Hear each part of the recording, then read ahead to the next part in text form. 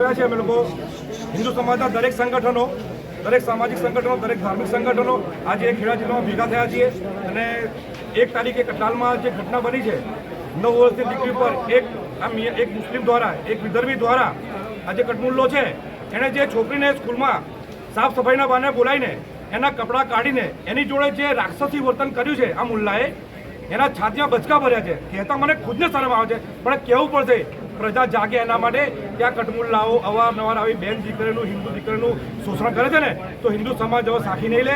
આજે દરેક સમાજ, દરેક સંગઠન, કોઈ એક સંગઠન નહીં, દરેક સંગઠન ભેગા છીએ અને આજે અમે ખૂબ મોટી સંખ્યામાં ભેગા થયા છીએ. ખેડા જિલ્લા કલેક્ટર સાહેબને આવેદનપત્ર આપ્યું છે કે આ વિધર્મીને, આજે આ જમાલ્યો છે ને જે વિધર્મી, એને કડકમાં કડક સજા મળે.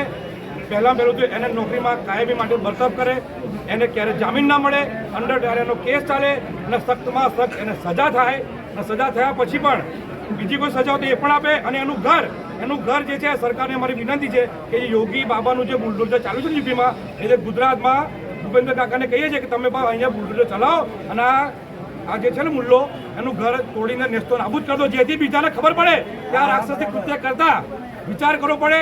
અને હિન્દુ ક્યારેક ચૂપ નહીં રહે. દરેક હિન્દુ સમાજ એક સાથે છો ને ભાઈ, એક સાથે છો ને બધા. જય શ્રી રામ.